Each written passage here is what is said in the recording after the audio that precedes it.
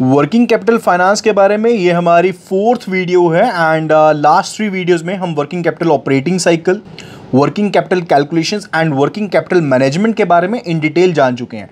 तो अगर आपने वो वीडियोस को गो थ्रू नहीं किया है तो इस वीडियो की डिस्क्रिप्शन में आपको प्लेलिस्ट का लिंक मिल जाएगा, वहां पर जाकर के आप उन वीडियोस को जरूर गो थ्रू कीजिएगा एंड वापस से आइएगा इस वीडियो के ऊपर ताकि आप इस वीडियो के कंटेंट को अच्छे तरीके से समझ पाएं। ये वीडियो सिर्फ और सिर्फ फाइनेंशियल सेवी पर्सन के लिए नहीं है, बल्कि अगर आप नया बिजनेस स्टार्ट करना चाहते हैं या फिर अगर आप स्टॉक मार्केट में इन्वेस्टमेंट के बारे में जानना चाहते हैं, टेक्निकल इन्वेस्टमेंट देखना चाहते हैं, तो तब भी आपको इस वीडियो को अच्छे से गो थ्रू करना चाहिए एंड लास्ट तक इस वीडियो को गो थ्रू कीजिए ताकि आप जान पाएं कि किस तरह से वर्किंग कैपिटल फाइनेंसिंग आप ले सकते हैं अपने डे टू डे ऑपरेशंस को रन करने के लिए एंड इसमें क्या क्या टाइप्स आपके पास रहती हैं, कौन कौन से आपके पास वेरिएबल्स ऑप्शंस रहती हैं जिनके थ्रू आप इसको फाइनेंस कर सकते हैं, यानी कि जो भी गैप है उसको कवर अप कर सकते हैं। तो मेरा नाम है आशीष जैन, मैं यहां पर डिकोड करने वाला हूं working capital finance for you. So let's start the video over there and इस वीडियो को लाइक जरूर कीजिएगा ताकि यूट्यूब के एल्गोरिथम को पता लग जाए कि आपको ये वीडियो पसंद आ रही है एंड ये वीडियो और लोगों तक भी पहुंच पाए। एंड वीडियो को शेयर करना ना भूलना, अपने फ्रेंड्स के साथ, कलीग्स के साथ शेयर जरूर करना ताकि वो भी इस वीडियो को गो थ्रू कर ले एंड इस वर्किंग कैपिटल के लॉजिक को डिकोड कर पाए। So if we talk about the working capital finance, तो हमारे पास दो ऑप्शंस रहती हैं। We are having the short term capital finance and we are having the long term capital finance. Short term finance का मतलब है जिसका जो ड्यूरेशन रहेगा वो 1 साल तक का रहेगा, यानी कि अगर आप कोई भी तरह का लोन लेते हो, बैंक से फैसिलिटी लेते हो एंड उसका ड्यूरेशन 1 साल तक का है तो वो शॉर्ट टर्म फाइनेंस में काउंट होगा। जबकि अगर आप उसका ड्यूरेशन जो है 1 साल से ज्यादा टाइम के लिए लेते हो तो उसको लॉन्ग टर्म फाइनेंस में हम काउंट करने वाले हैं। शॉर्ट टर्म फाइनेंस में आपको मल्टीपल ऑप्शंस मिल जाती हैं एंड इसमें कुछ एक ऑप्शंस ऐसी रहती है जिसमें आपको इवन बैंक से लोन भी नहीं लेना पड़ता, जैसे कि ट्रेड क्रेडिट। अब ट्रेड क्रेडिट होता है जैसे मान लीजिए ए पर्सन ने बी पर्सन से सामान परचेज किया एंड ए पर्सन कहता है कि मैं आपको पैसे अभी नहीं दूंगा, 3 महीने के बाद दूंगा। तो आपको एक टाइम पीरियड मिल गया जिसके दौरान आपके पास वो पैसा अवेलेबल है, आपको साथ के साथ पे नहीं करना पड़ेगा। So that is actually the trade credit and this is kind of finance which is available to you. इसी तरीके से आप कस्टमर से एडवांस ले सकते। लेट्स से आप घर पर पेंट का काम करवा रहे हो तो उस केस में पेंटर जो होता है वो आपके पास आता है एंड आपसे कुछ एडवांस मांगता है, उसके बाद काम शुरू करेगा। इसी तरह से मान लीजिए अगर आप होम इंटीरियर करवाते हैं तो वो पर्सन आपके पास आता है एंड वो आपसे कुछ एडवांस लेने के बाद अपना काम शुरू करता है, तो वो भी आपका एडवांस हो गया, अब उसका काम चलेगा एंड उसके पास पहले ही पैसे आ गए हैं काम शुरू करने से पहले, तो ये भी एक तरह का आपको क्रेडिट मिल जाता है जो आपके ऑपरेशंस के एक्सपेंसेस को संभाल लेगा। थर्ड जो है वो होते हैं अक्रूवल आपके एक्सपेंसेस। कुछ एक एक्सपेंसेस ऐसे होते हैं जो आपके ड्यू हो गए हैं लेकिन आपने अभी किए नहीं है। मान लीजिए रेंट ड्यू हो गया, रेंट अभी पे नहीं की है। मान लीजिए सैलरीज ड्यू हो गई हैं, आप मान लीजिए अभी पे नहीं किए हैं। आपके एम्प्लॉयज आपके लिए 1 महीने के लिए काम कर रहे हैं लेकिन आप पे करेंगे 1 महीना खत्म होने के बाद एंड कई केसेस में इवन 2-2, 3-3 महीने भी निकल जाते हैं कि सैलरीज पे नहीं हुई हैं। तो वो भी आपके पास पैसा, वो कैपिटल आपके पास अवेलेबल है जिसको आप बिजनेस में लगा सकते हो, इसका इस्तेमाल कर सकते हो। इसमें आपका सैलरी, रेंट, यूटिलिटी बिल्स, ये सब चीजें काउंट हो जाती हैं जो आपकी ड्यू हो गई है लेकिन आपने पे नहीं किया है। इनको हम अक्रूवल एक्सपेंसेस कहते हैं। इसके अलावा प्रोविजंस हो सकते हैं। मान लीजिए आपने एम्प्लॉयज का बोनस पे करना था, अभी पे किया नहीं है। इस तरह से हो सकता है कि आपके टैक्सेस पे करने वाले अभी आपने किए नहीं है, तो ये भी आपके पास अमाउंट्स अवेलेबल रहेंगे। चलिए सबसे पहले शॉर्ट टर्म जो बैंक फाइनेंस आपके पास अवेलेबल होने वाले हैं उनके बारे में डिटेल में समझते हैं। अब इस केस में भी आपके पास 2 तरह की फैसिलिटीज रह सकती हैं। एक आपके पास होती हैं फंड बेस्ड फैसिलिटीज एंड दूसरी आपके पास होती हैं नॉन फंड बेस्ड फैसिलिटीज। तो सबसे पहले हम समझते हैं यहां पर फंड बेस्ड फैसिलिटीज के बारे में। जैसे कि सबसे पहली टाइप एंड सबसे कॉमन टाइप है कैश क्रेडिट की, यानी कि सीसी लिमिट की टाइप है, जहां पर आपको अपनी इन्वेंट्री के अगेंस्ट या जो अकाउंट रिसीवेबल्स हैं उनके अगेंस्ट बैंक से लोन मिल जाता है। यानी कि सिक्योरिटी जो क्रिएट होगी वो आपके स्टॉक के ऊपर, इन्वेंट्री के ऊपर या फिर आपके अकाउंट रिसीवेबल्स के ऊपर चार्ज क्रिएट होगा एंड इसका जो टेन्योर होता है वो 1 साल तक का होता है। उसके बाद इसकी रिन्यूअल होती है, यानी कि रिवॉल्विंग लिमिट होती है, उसके बाद इसके रिन्यूअल होता है। ठीक है। सेकंड जो टाइप होती है वो होती है आपकी ओवरड्राफ्ट की टाइप। अब ओवरड्राफ्ट की जो टाइप है that's actually kind of extra feature which is available in case of your current account. Let's say case आपके करंट अकाउंट में जो बैलेंस है वो 2 लाख का रहता है एंड आपको बैंक अलग से एक फैसिलिटी दे देता है, या फिर आप बैंक जाकर के अप्लाई करते हैं, बैंक आपको फैसिलिटी देता है कि आप अलग से 50,000 रुपये निकाल सकते हो। यानी कि जो बैलेंस आपके अकाउंट में रहेगा वो तो है ही है, साथ ही साथ आप शॉर्ट टर्म पीरियड के लिए आप 50,000 रुपीज और इस्तेमाल कर सकते हो। अब ये ओवरड्राफ्ट जो होता है ये 2 तरीके का होता है। एक होता है सिक्योर्ड ओवरड्राफ्ट, दूसरा होता है अनसिक्योर्ड ओवरड्राफ्ट। जो आपका अनसिक्योर्ड ओवरड्राफ्ट होगा उसका टाइम टेनर काफी कम होता है। जैसे लेट्स से 7 डेज से लेकर के 1 महीने तक का टाइम आपको बैंक दे देता है कि उतने टाइम के लिए आप इस्तेमाल कर लोगे। डेफिनेटली उस टाइम पीरियड के लिए आपको उसके ऊपर इंटरेस्ट तो पे करना ही पड़ेगा, लेकिन आपको एक एक्स्ट्रा अमाउंट मिल जाता है जिसको आप इस्तेमाल कर सकते हो। एंड जो सिक्योर्ड आपका ओवरड्राफ्ट होता है, जैसे मान लीजिए आपने अपनी कोई फिक्स्ड जो डिपॉजिट है वो बैंक के पास रख दिया, तो उसके केस में जो इसका टेनर होता है वो 1 साल तक का भी हो सकता है। थर्ड जो फाइनेंसिंग की ऑप्शन आती है फंड बेस में, वो होती है बिल परचेजिंग या बिल डिस्काउंट। अब बिल परचेजिंग, बिल डिस्काउंटिंग को इस तरह से समझिएगा। लेट्स टेक द केस कि आपके फ्रेंड ने 1 करोड़ का बिजनेस किया, अब उसको जो पैसे मिलने हैं कंपनी से वो 1 करोड़ 6 महीने के बाद मिलने हैं, अभी उसके पास पैसे अवेलेबल नहीं है। तो आप अपने फ्रेंड को कहते हैं कि ये पैसे 1 करोड़ का बिल जो आपको मिला है, ठीक है, वो मुझे दे दो एंड उसके बदले में मैं 95 लाख तुम्हें अभी की अभी दे देता हूं।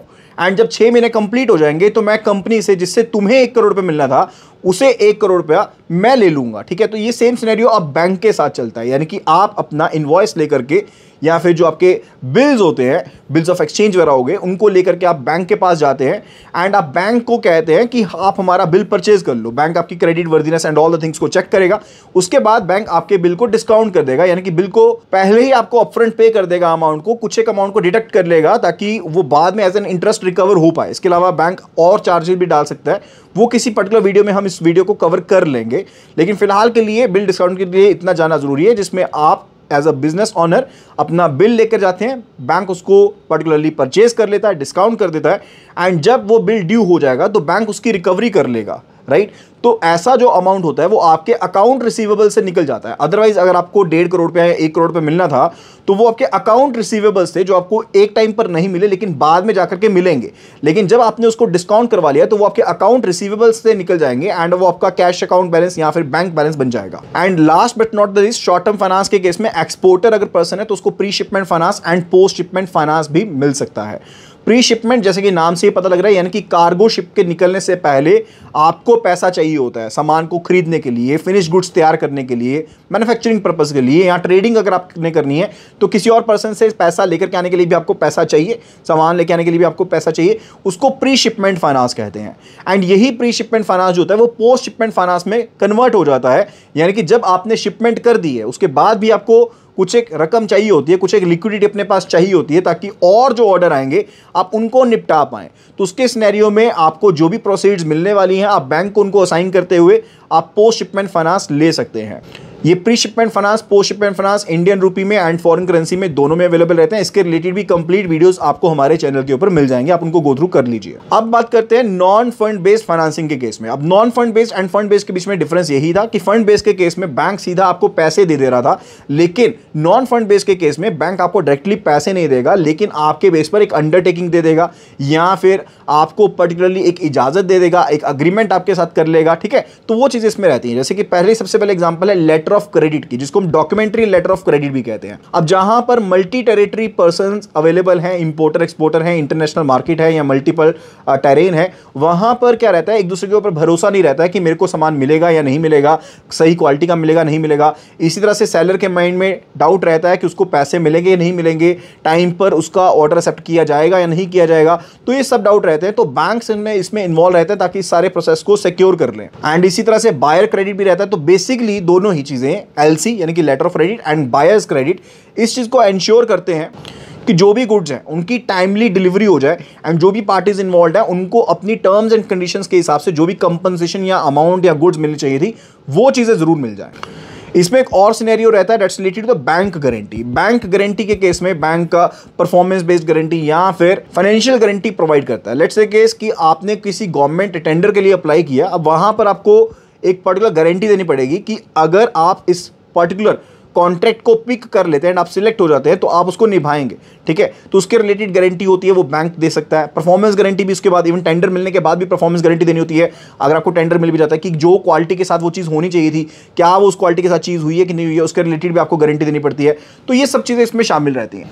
कुछ और तरह की फाइनेंसिंग भी इसमें शामिल है, जैसे कि इनवॉइस फाइनेंसिंग शामिल है। इनवॉइस फाइनेंसिंग बिल्स रिसीवेबल या फिर बिल परचेज या डिस्काउंटिंग के लगभग इक्वल होती है, लेकिन देखिए बिल परचेज या फिर बिल डिस्काउंट वहां पर होता है जहां पर रेपिटेटिव फ्रीक्वेंसी है, यानी कि बिल्स लगातार आ रहे हैं एंड काफी बड़े बिजनेसेस के लिए इस्तेमाल होता है। जबकि जो इनवॉइस फाइनेंसिंग है वो छोटे बिजनेसेस के लिए हम बात कर सकते हैं कि उनके लिए इनवॉइस फाइनेंसिंग का सिस्टम यूज होता है, जहां पर आपके जो भी रिसीवेबल्स हैं आप पर्टिकुलर उनको फाइनेंस करवा लेते हैं बैंक से, राइट। प्रोसेस सेम रहता है लेकिन इसको अदर टाइप्स में कवर कर ले रहे हैं। Second one it's related to payable financing. Payable financing रहता है लेट्स केस कि मैंने अपने वेंडर से सामान परचेज किया, रॉ मटेरियल परचेज किया एंड उसने मेरे को एक बिल थमा दिया कि आपने इसका पेमेंट करना है। अब मैं बैंक के पास जाता हूं, मैं बैंक को कहता हूं कि ये पेमेंट मैंने करनी थी 60 डेज में। लेट्स केस मुझे क्रेडिट पीरियड 60 डेज का मिला था, उधार का टाइम पीरियड 60 दिन का था, लेकिन मैं 60 दिन में पैसे पे नहीं कर पाऊंगा। मैं बैंक को कहता हूं कि आप 60 दिन बाद पे कर देना, मैं आपको 120 दिन बाद पे कर दूंगा या 6 महीने बाद पे कर दूंगा। तो वो उसे हम कहते हैं पेएबल फाइनेंसिंग, यानी कि मेरे जो पेएबल थे उसके बेस पर मुझे पैसा मिल गया है, ठीक है, तो वो पेएबल फाइनेंसिंग है। इन सभी तरीकों से हम अपनी शॉर्ट टर्म जो कैपिटल होती है उसको बना सकते हैं एंड वर्किंग कैपिटल की जो नीड्स हैं उसको कवर अप कर सकते हैं। चलिए अभी बात करते हैं long term working capital finance के बारे में। इसमें सबसे पहला केस होता है इक्विटी फाइनेंसिंग का, जिसमें जो कंपनी का ओनर होता है वो पैसा डालता है या जो प्रमोटर होते हैं वो पैसा डालते हैं। लेकिन एक चीज समझने वाली होती है, जब ऐसा पैसा डाला जाता है तो दूसरे पर्सन का शेयर डाइल्यूट हो जाता है। मान लीजिए ए एंड बी दो पार्टनर हैं एंड उसके केस में ए की एंड बी की जो पार्टनरशिप थी वो 50% की थी। अब लेकिन बी उसमें पैसे डाल रहा है तो बी का जो उसमें कैपिटल शेयर होगा वो इंक्रीज हो जाएगा, उसकी इक्विटी इन्वेस्टमेंट ज्यादा हो जाएगी, तो उसकी शेयर होल्डिंग ज्यादा है, राइट। तो इससे डाइल्यूशन होती है, इस चीज का ध्यान रखेंगे। और सेकंड केस हो सकता है कि जिसमें आपके पास आप लॉन्ग टर्म एक लोन ले लेते हैं बैंक से। अब ये टर्म लोन जो होता है उसकी ड्यूरेशन 5 साल तक की हो सकती है। इसी तरह से आप लोन अगेंस्ट प्रॉपर्टी भी ले सकते हैं जिसकी जो ड्यूरेशन है वो 15 से 20 साल की भी हो सकती है। एंड इन जगह से भी जो पैसा आएगा आप उसको वर्किंग कैपिटल नीड के लिए अपने बिजनेस में इस्तेमाल कर सकते हैं। चलिए अब एक एग्जांपल के थ्रू हम इस प्रॉपर सिनेरियो को समझने की कोशिश करते हैं। सेम एग्जांपल हमने अपनी लास्ट वीडियो में भी कवर किया था। लेट्स से द केस की एक पर्टिकुलर कंपनी है, मैन्युफैक्चरिंग कंपनी है जो कि क्रिकेट सेट बनाती है एंड पर्टिकुलरली एक क्रिकेट एकेडमी है जो पर्टिकुलर क्रिकेट सेट को परचेज करना चाहती है। एंड इस चीज में हम एज्यूम कर रहे हैं कि ये XYZ कंपनी है जो पर्टिकुलरली इन्वेंट्री अपने पास मेंटेन कर रही है 2 लाख रुपए की एंड इन्होंने सामान बेचना है ABC क्रिकेट एकेडमी को, जिसने 10 क्रिकेट सेट का ऑर्डर प्लेस किया है और इन 10 क्रिकेट सेट का जो प्राइस है ABC कंपनी के लिए वो 1.5 लाख का है, जबकि जो कॉस्ट है यहां पर XYZ कंपनी के लिए वो 1 लाख रुपए की है। अब जब वो ये सामान बेचेंगे तो XYZ कंपनी के इन्वेंट्री में से सिर्फ 1 लाख ही रिड्यूस होगा, जबकि जो रिसीवेबल्स होंगे वो 1.5 लाख के एंटर होंगे। यानी कि 1 लाख का सामान मैंने 1.5 लाख में बेच दिया तो मेरे लेने वाले 1.5 लाख है, लेकिन जो मेरे इन्वेंट्री की कॉस्ट थी वो मेरी 1 लाख रुपए की थी। अभी हम सपोज कर लेते हैं कि XYZ कंपनी के पास जो कैश था वो 50,000 रुपीज का है। इन्वेंट्री क्योंकि उसने 1 लाख का सामान दे दिया तो 2 लाख की टोटल इन्वेंट्री थी, तो 2 लाख में से 1 लाख निकाल दीजिए, इन्वेंट्री 1 लाख की रह जाएगी। इन्वेंट्री में आपके पास फिनिश गुड्स भी आ गए, आपके पास वर्क इन प्रोग्रेस भी आ गया, सब चीजें आ जाती है। लेकिन यहां पर हम एग्जांपल को सिंपल रखने के लिए सिर्फ और सिर्फ इन्वेंट्री वर्ड का ही इस्तेमाल कर रहे हैं। तीसरा इसका कंपोनेंट बन जाएगा अकाउंट रिसीवेबल्स का, जो कि ABC एकेडमी ने अब पे करना है 1.5 लाख रुपीस, किसको? XYZ कंपनी को पे करना है। तो टोटल अगर करंट एसेट्स की बात करें यहां पर टोटल बन जाता है 1 लाख इन्वेंट्री का, 50,000 कैश का और अकाउंट रिसीवेबल्स का 1.5 लाख, यानी कि टोटल 3 लाख रुपए इसके करंट एसेट्स बन गए, टोटल करंट एसेट्स बन गए XYZ कंपनी के। अब इसी XYZ कंपनी के हम करंट लायबिलिटीज के बारे में बात कर रहे थे। तो करंट जो लायबिलिटीज हैं, लेट्स से पेएबल जो थे इस पर्टिकुलर XYZ कंपनी के, वो 0 थे, कुछ भी पे करने वाला नहीं था, यानी कि हम टोटल करंट लायबिलिटीज को यहां पर 0 ही मान रहे हैं। तो इस हिसाब से अगर कैलकुलेट करें नेट वर्किंग कैपिटल बनकर के आएगी current assets minus the current liabilities, यानी कि 3 लाख माइनस 0, यानी कि 3 लाख की हमारे पास नेट वर्किंग कैपिटल बनके यहां पर आ गई है, यानी कि इतनी इनकी रिक्वायरमेंट यहां पर रहने वाली। अब इस फाइनेंसिंग ऑप्शंस को ध्यान में रखते हैं।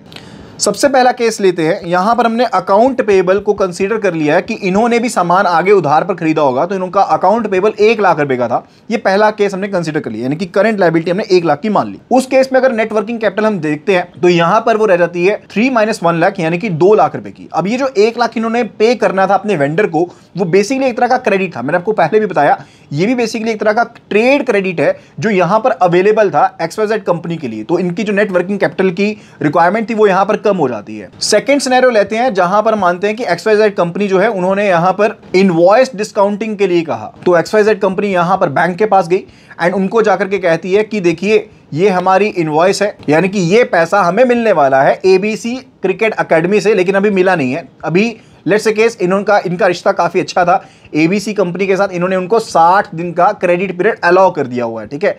तो इस सिनेरियो में यहां पर इनको जो पैसा मिल रहा है 1.5 लाख का, 10 क्रिकेट सेट बेचने के लिए वो इनको 60 डेज के बाद मिलना है। तो ये चले गए हैं बैंक के पास, बैंक पर जाकर के कहते हैं कि इसको डिस्काउंट कर दीजिए, हमें पैसा अभी चाहिए। तो बैंक इसको डिस्काउंट कर देता है, लेकिन जैसे मैंने आपको बताया था बैंक अपना इंटरेस्ट का जो कंपोनेंट है वो यहां पर डिडक्ट करके चलेगा। तो बैंक ने इनको 1.5 लाख कह दिया, 1.5 लाख के बदले में 1.47 लाख जो थे वो इनके बैंक अकाउंट में कर दिए क्रेडिट। ठीक है, तो इनका जो टोटल कैश था जो कि पहले 50,000 था अब वो इंक्रीज हो गया, 50,000 प्लस 1.47 लाख हो गया, यानी कि 1.97 लाख इनके पास कैश कंपोनेंट हो गया। एंड वहीं पर जो इनके अकाउंट रिसीवेबल्स थे जो पहले 1.5 लाख थे अब वो जीरो हो जाएंगे, क्योंकि वो अब बैंक को ट्रांसफर हो गए हैं। जब 60 डेज के बाद वो पेमेंट आएगी तो बैंक सीधा 1.5 लाख ले लेगा एंड इस XYZ कंपनी का कोई भी लेना देना नहीं रहेगा। अब इस हिसाब से अगर हम टोटल करंट एसेट्स को कैलकुलेट करते हैं तो वो बन जाते हैं 1.97 लाख प्लस साथ की साथ 1 लाख की जो इन्वेंट्री इनके पास बची थी, अकाउंट रिसीवेबल्स अब जीरो हो गए हैं, तो ये हो गए 2.97 लाख।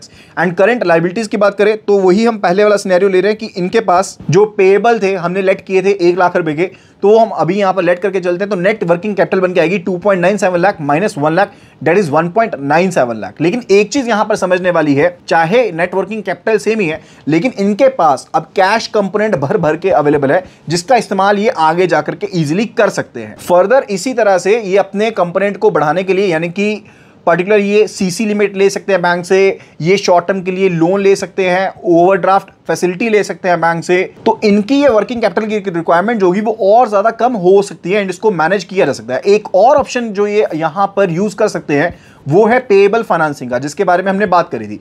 अब इन्होंने अपने वेंडर को 1 लाख रुपए पे करना था, यानी कि जो मैंने आपको बताया कि इनके जो अकाउंट पेएबल्स हैं वो 1 लाख रुपए के हैं, तो अगर ये 1 लाख रुपए का वो अमाउंट लेकर के जाते हैं अपने बैंक के पास कि हमने पे करना है, आप हमारे बिहाफ पर पे कर दो, बाद में हम आपको पे कर देंगे, तो उसके केस पर भी इनको पैसा मिल सकता है। तो डेफिनेटली वहां पर भी बेनिफिट हो जाएगा एंड इस तरह से अपनी वर्किंग कैपिटल को मैनेज भी कर पाएंगे। तो आप लोगों को ये वीडियो कैसा लगा? एंड आई होप कि आपको ये जो भी फाइनेंसिंग के ऑप्शंस थे, short term financing, long term financing, ये सभी चीजें आपको समझ में आई होंगी। एंड आपके माइंड में अगर कोई भी डाउट, कोई भी किसी तरह की क्वेरी है तो do let me know in the comment section below.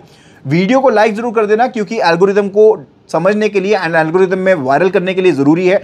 आप लोगों को फर्क नहीं पड़ेगा लेकिन मुझे बेनिफिट हो जाएगा। अगर आपको ये वीडियो पसंद आए तो फटाफट से चैनल को सब्सक्राइब भी कर लीजिए एंड बेल नोटिफिकेशन आइकन को क्लिक करना ना भूलना, क्योंकि मैं आशीष जैन आपके लिए ऐसे ही वीडियोस लेकर के आता रहता हूं, so as to decode the finance for you. So मिलते हैं अगले वीडियो में। Thank you so much.